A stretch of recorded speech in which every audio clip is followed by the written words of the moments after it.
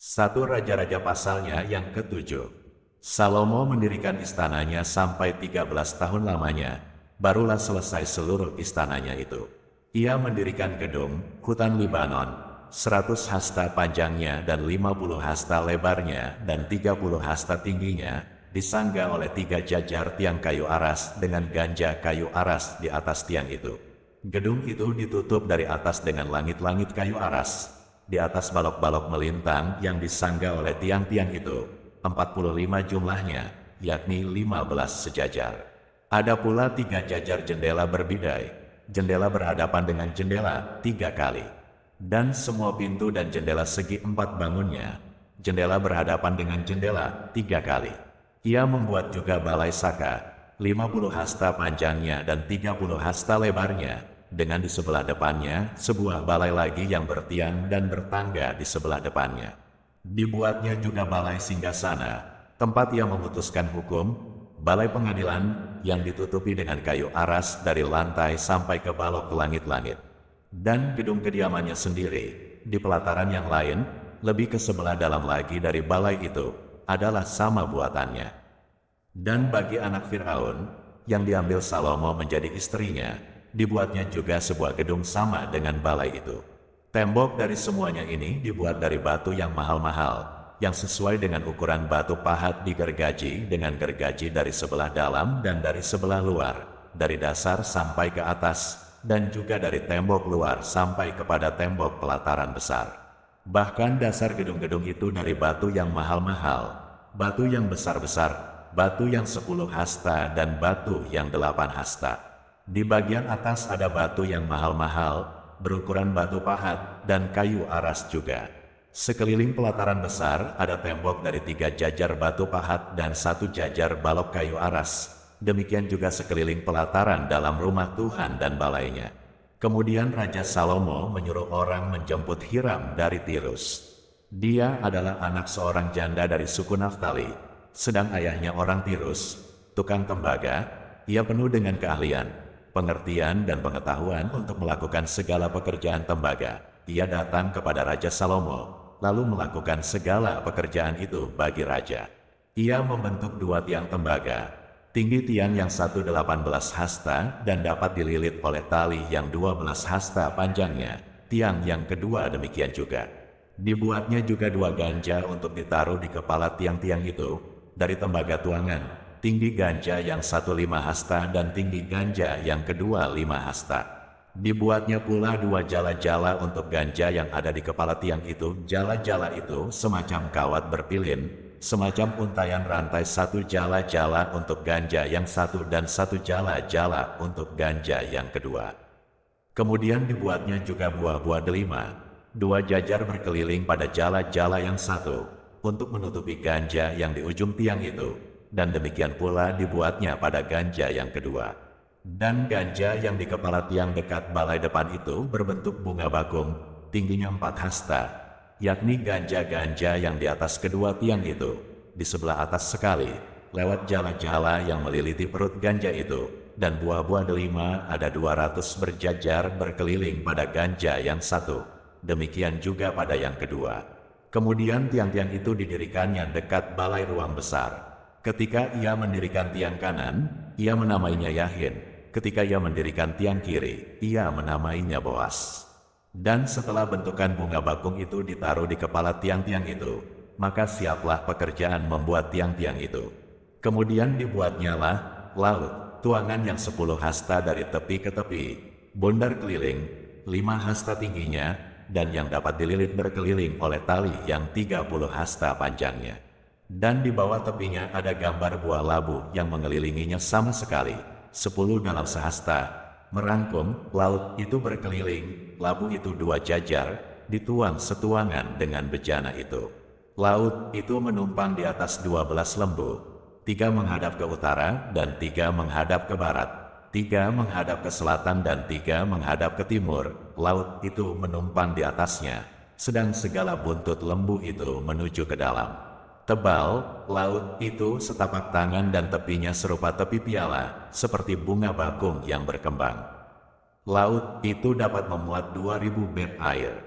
Selanjutnya dibuatnya 10 kereta penopang dari tembaga, 1 kereta 4 hasta panjangnya, 4 hasta lebarnya, dan 3 hasta tingginya. Beginilah bentuk kereta penopang itu, ada papan penutupnya dan papan itu diapit oleh bingkai. Dan pada papan penutup yang diapit oleh bingkai itu ada singa, lembu dan keruk, dan demikian juga pada bingkai itu, di sebelah atas dan di sebelah bawah singa dan lembu itu ada karangan-karangan bunga yang tergantung.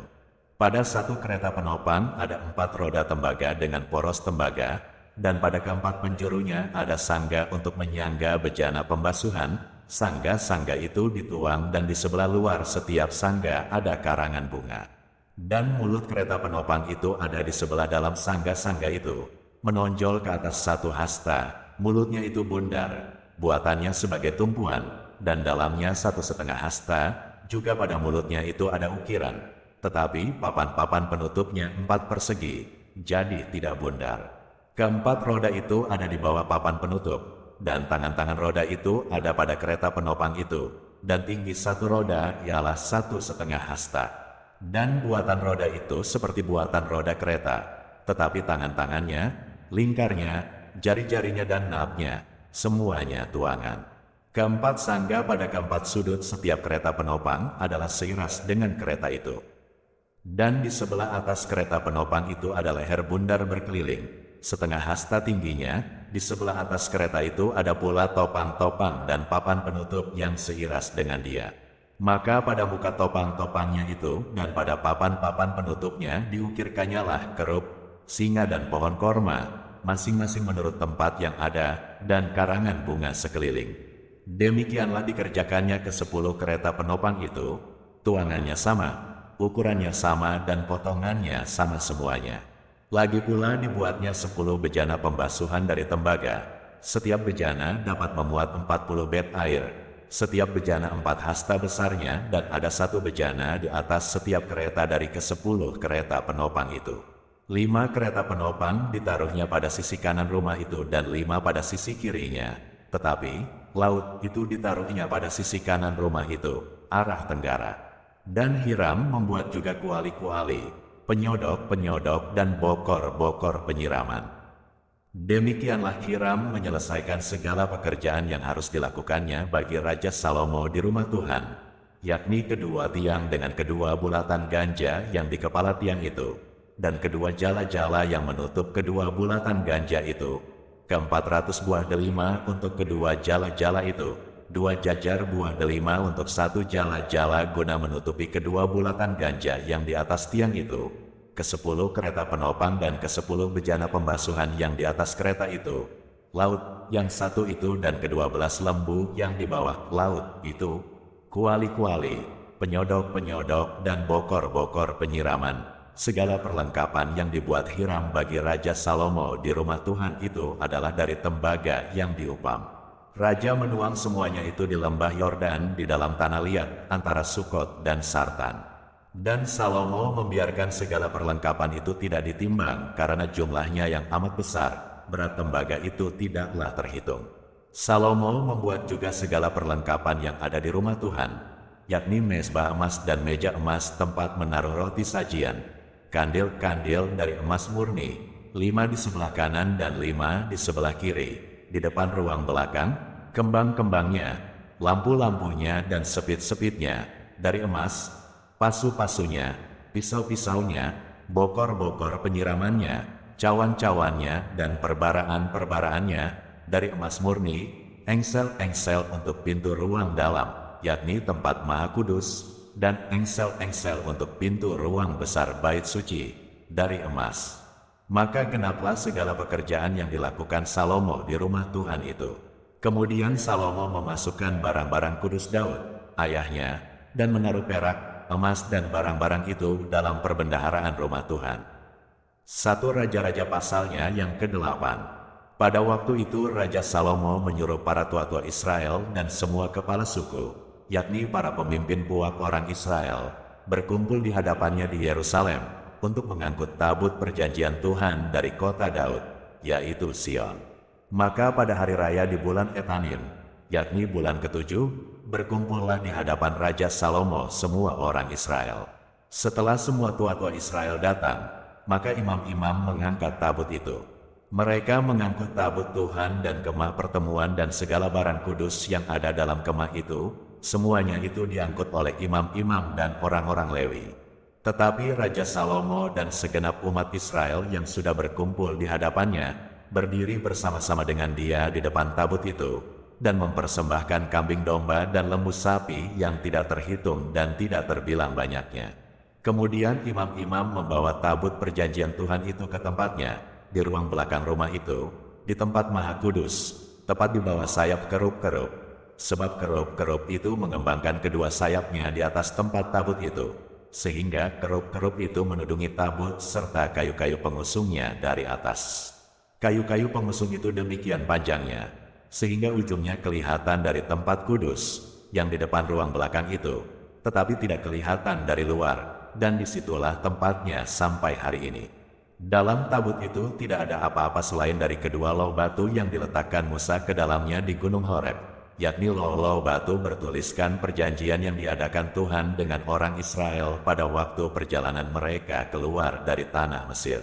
Ketika imam-imam keluar dari tempat kudus, datanglah awan memenuhi rumah Tuhan, sehingga imam-imam tidak tahan berdiri untuk menyelenggarakan kebaktian oleh karena awan itu, sebab kemuliaan Tuhan memenuhi rumah Tuhan.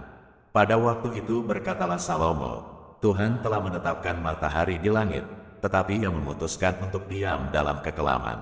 Sekarang, aku telah mendirikan rumah kediaman bagimu, tempat engkau menetap selama-lamanya. Kemudian berpalinglah raja lalu memberkati seluruh jemaah Israel, sedang segenap jemaah Israel berdiri. Ia berkata, terpujilah Tuhan, Allah Israel, yang telah menyelesaikan dengan tangannya apa yang difirmankannya dengan mulutnya kepada Daud, ayahku.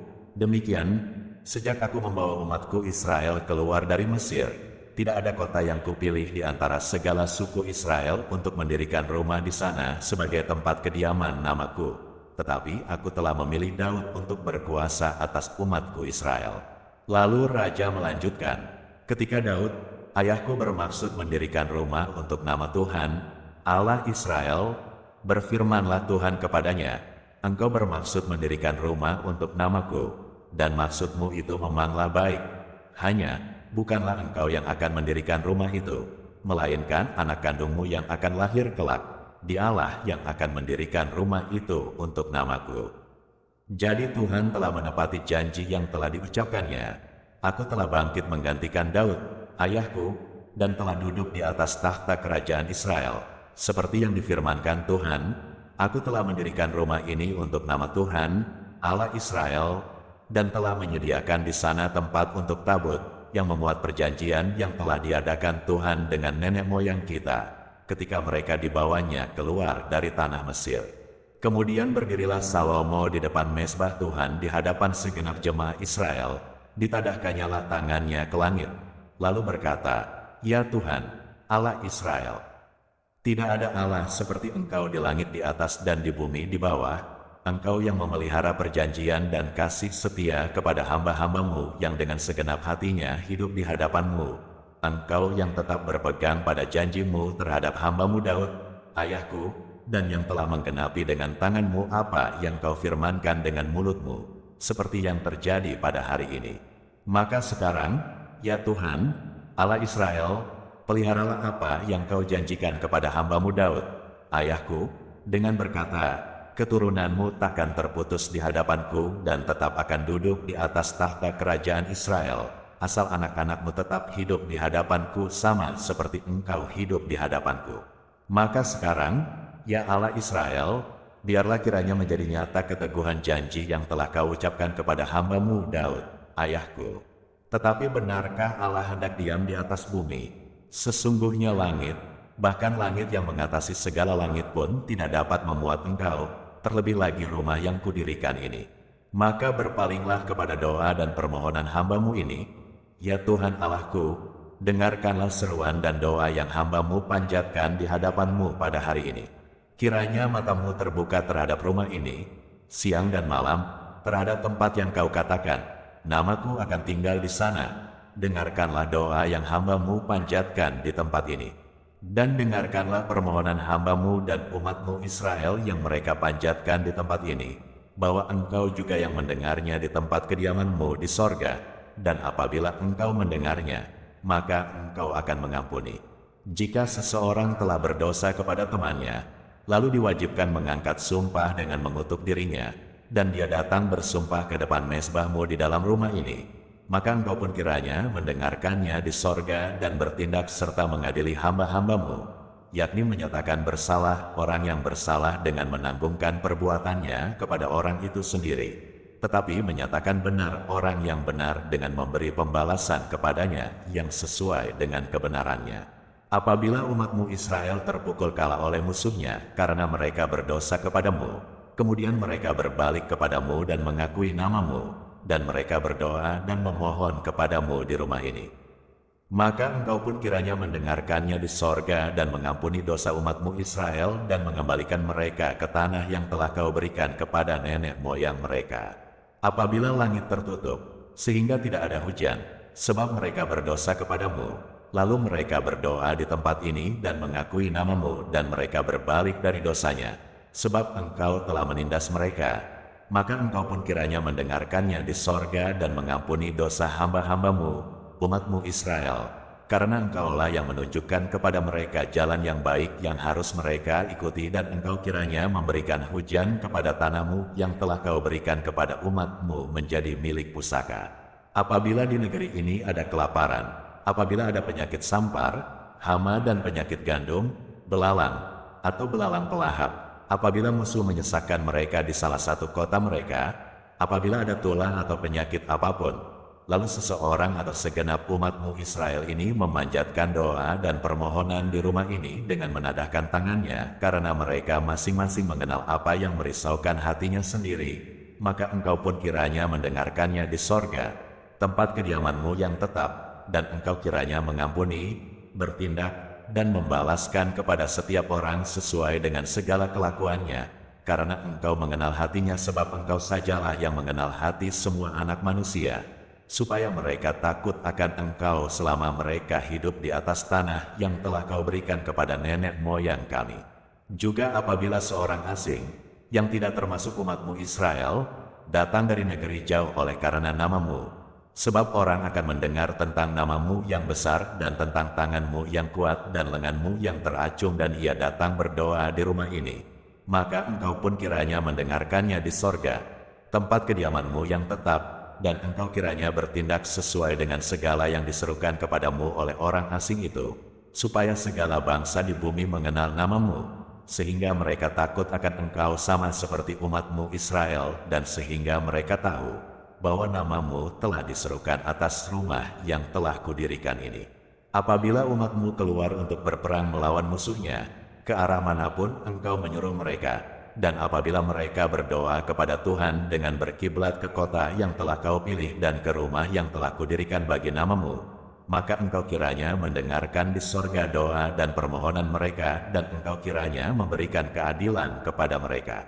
Apabila mereka berdosa kepadamu karena tidak ada manusia yang tidak berdosa, dan engkau murka kepada mereka dan menyerahkan mereka kepada musuh, sehingga mereka diangkut tertawan ke negeri musuh yang jauh atau yang dekat, dan apabila mereka sadar kembali dalam hatinya di negeri tempat mereka tertawan, dan mereka berbalik dan memohon kepadamu di negeri orang-orang yang mengangkut mereka tertawan, dengan berkata, kami telah berdosa, bersalah, dan berbuat fasik.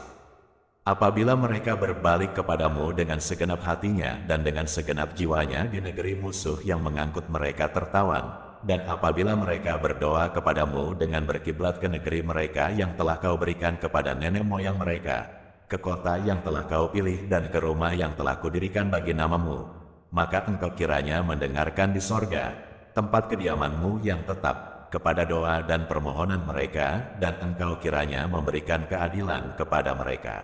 Engkau kiranya mengampuni umatmu yang telah berdosa kepadamu, mengampuni segala pelanggaran yang dilakukan mereka kepadamu, dan kiranya engkau membuat mereka menjadi kesayangan orang-orang yang mengangkut mereka tertawan, sehingga orang-orang itu menyayangi mereka, sebab mereka itu umatmu dan milik kepunyaanmu yang telah kau bawa keluar dari Mesir, dari tengah-tengah dapur peleburan besi. Hendaklah matamu terbuka terhadap permohonan hambamu dan terhadap permohonan umatmu Israel, dan hendaklah engkau mendengarkan mereka seberapa kali mereka berseru kepadamu. Sebab engkaulah yang memisahkan mereka bagimu menjadi milik kepunyaanmu dari antara segala bangsa di bumi, seperti yang telah kau firmankan dengan perantaraan Musa, hambamu, pada waktu engkau membawa nenek moyang kami keluar dari Mesir, ya Tuhan Allah. Ketika Salomo selesai memanjatkan segala doa dan permohonan itu kepada Tuhan, bangkitlah ia dari depan mezbah Tuhan setelah berlutut dengan menadahkan tangannya ke langit. Maka berdirilah ia dan memberkati segenap jemaah Israel dengan suara nyaring. Katanya, terpujilah Tuhan yang memberikan tempat perhentian kepada umatnya Israel tepat seperti yang difirmankannya dari segala yang baik yang telah dijanjikannya dengan perantaraan Musa, hambanya. Tidak ada satupun yang tidak dipenuhi. Kiranya Tuhan, Allah kita, menyertai kita sebagaimana Ia telah menyertai nenek moyang kita. Janganlah Ia meninggalkan kita dan janganlah Ia membuangkan kita. Tetapi hendaklah dicondongkannya hati kita kepadanya untuk hidup menurut segala jalan yang ditunjukkannya, dan untuk tetap mengikuti segala perintahnya dan ketetapannya dan peraturannya yang telah diperintahkannya kepada nenek moyang kita. Hendaklah perkataan yang telah kupohonkan tadi di hadapan Tuhan, dekat pada Tuhan, Allah kita, siang dan malam, supaya Ia memberikan keadilan kepada hambanya dan kepada umatnya Israel menurut yang perlu pada setiap hari, supaya segala bangsa di bumi tahu, bahwa Tuhanlah Allah, dan tidak ada yang lain, dan hendaklah kamu berpaut kepada Tuhan, Allah kita, dengan sepenuh hatimu dan dengan hidup menurut segala ketetapannya dan dengan tetap mengikuti segala perintahnya seperti pada hari ini. Lalu raja bersama-sama segenap Israel mempersembahkan korban sembelihan di hadapan Tuhan. Sebagai korban keselamatannya kepada Tuhan, Salomo mempersembahkan 22.000 ekor lembu sapi dan 120.000 ekor kambing domba. Demikianlah raja dan segenap Israel mentahbiskan rumah Tuhan itu. Pada hari itu juga raja menguduskan pertengahan pelataran yang di depan rumah Tuhan, sebab disitulah ia mempersembahkan korban bakaran, korban sajian dan segala lemak korban keselamatan, sebab mezbah tembaga yang di hadapan Tuhan itu terlalu kecil untuk memuat korban bakaran dan korban sajian dan segala lemak korban keselamatan itu. Lalu Salomo mengadakan perayaan pada waktu itu juga, di hadapan Tuhan, Allah kita, selama 7 hari, bersama-sama dengan seluruh Israel, suatu jemaah yang besar, dari jalan masuk ke Hamat sampai sungai Mesir. Pada hari yang ke-8 disuruhnya bangsa itu pergi, maka mereka memohon berkat untuk raja, lalu pulang ke kemah mereka sambil bersukacita dan bergembira atas segala kebaikan yang telah dilakukan Tuhan kepada Daud, hambanya, dan kepada orang Israel, umatnya. 1 Raja-Raja pasalnya yang ke-9. Ketika Salomo selesai mendirikan rumah Tuhan dan istana raja dan membuat segala yang diinginkannya, maka Tuhan menampakkan diri kepada Salomo untuk kedua kalinya seperti ia sudah menampakkan diri kepadanya di Gibeon. Firman Tuhan kepadanya, "Telah kudengar doa dan permohonanmu yang kau sampaikan ke hadapanku. Aku telah menguduskan rumah yang kau dirikan ini untuk membuat namaku tinggal di situ sampai selama-lamanya. Maka mataku dan hatiku akan ada di situ sepanjang masa. Mengenai engkau, jika engkau hidup di hadapanku sama seperti Daud, ayahmu, dengan tulus hati dan dengan benar, dan berbuat sesuai dengan segala yang kuperintahkan kepadamu, dan jika engkau tetap mengikuti segala ketetapan dan peraturanku, maka aku akan meneguhkan tahta kerajaanmu atas Israel untuk selama-lamanya seperti yang telah kujanjikan kepada Daud, ayahmu, dengan berkata, keturunanmu takkan terputus dari tahta kerajaan Israel. Tetapi jika kamu ini dan anak-anakmu berbalik daripadaku dan tidak berpegang pada segala perintah dan ketetapanku yang telah kuberikan kepadamu, dan pergi beribadah kepada Allah lain dan sujud menyembah kepadanya, maka aku akan melenyapkan orang Israel dari atas tanah yang telah kuberikan kepada mereka, dan rumah yang telah kukuduskan bagi namaku itu akan kubuang dari hadapanku. Maka Israel akan menjadi kiasan dan sindiran di antara segala bangsa. Dan rumah ini akan menjadi reruntuhan, sehingga setiap orang yang lewat akan tertegun, bersuit, dan berkata, apakah sebabnya Tuhan berbuat yang demikian kepada negeri ini dan kepada rumah ini? Maka orang akan berkata, sebab mereka meninggalkan Tuhan, Allah mereka, yang membawa nenek moyang mereka keluar dari tanah Mesir, dan sebab mereka berpegang pada Allah lain dan sujud menyembah kepadanya dan beribadah kepadanya. Itulah sebabnya Tuhan mendatangkan segala malapetaka ini ke atas mereka. Setelah lewat 20 tahun selesailah Salomo mendirikan kedua rumah itu, yakni rumah Tuhan dan istana raja. Oleh karena Hiram, Raja Tirus, telah membantu Salomo dengan kayu aras, kayu sanobar, dan emas, sebanyak yang dikehendakinya, maka pada waktu itu Raja Salomo memberikan kepada Hiram 20 kota di negeri Galilea. Tetapi ketika Hiram datang dari Tirus untuk melihat-lihat kota-kota yang diberikan Salomo kepadanya itu, maka semuanya kurang menyenangkan hatinya. Sebab itu ia berkata, "Macam apakah kota-kota yang telah kau berikan kepadaku ini, hai saudaraku?" Maka orang menyebutkannya Tanah Kabul sampai hari ini. Adapun Hiram telah mengirim kepada raja 120 talenta emas. Beginilah hal orang-orang Rodi yang telah dikerahkan oleh Raja Salomo. Mereka dikerahkan untuk mendirikan rumah Tuhan, dan istana raja, dan Milo, dan tembok Yerusalem, dan juga untuk memperkuat Hazor, Megiddo, dan Gezer. Sebab Fir'aun, Raja Mesir, telah maju berperang dan merebut Gezer, lalu membakarnya dan membunuh orang-orang Kanaan yang diam di kota itu. Kemudian diberikannya kota itu sebagai hadiah kawin kepada anaknya, istri Salomo.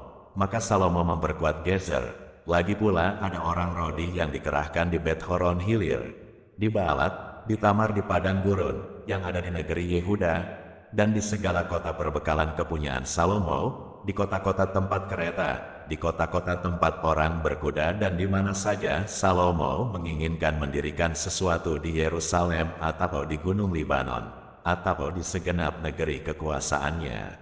Semua orang yang masih tinggal dari orang Amori, orang Het, orang Feris, orang Hewi, dan orang Yebus, yang tidak termasuk orang Israel, yakni mereka yang masih tinggal di negeri itu dari keturunan bangsa-bangsa itu dan yang tidak dapat ditumpas oleh orang Israel, merekalah yang dikerahkan Salomo untuk menjadi budak Rodi. Demikianlah mereka sampai hari ini. Tetapi orang Israel tidak ada yang dijadikan budak oleh Salomo, melainkan mereka menjadi prajurit, pegawai, pembesar, perwira, atau panglima atas pasukan kereta dan pasukan berkuda. Inilah pemimpin-pemimpin umum yang mengepalai pekerjaan Salomo. 550 orang memerintah rakyat yang melakukan pekerjaan itu. Segera sesudah anak Fir'aun pindah dari kota Daud ke rumah yang telah didirikan Salomo baginya, Salomo pun mendirikan Milo. 3 kali setahun Salomo mempersembahkan korban-korban bakaran dan korban-korban keselamatan di atas mezbah yang didirikannya bagi Tuhan, dan ia membakar korban api-apiannya di hadapan Tuhan. Demikianlah ia menyelesaikan rumah itu. Raja Salomo membuat juga kapal-kapal di Ezion Geber yang ada di dekat Elot, di tepi laut Teberau, di tanah Edom. Dengan kapal-kapal itu Hiram mengirim anak buahnya, yaitu anak-anak kapal yang tahu tentang laut, menyertai anak buah Salomo. Mereka sampai ke Ofir, dan dari sana mereka mengambil 420 talenta emas, yang mereka bawa kepada Raja Salomo.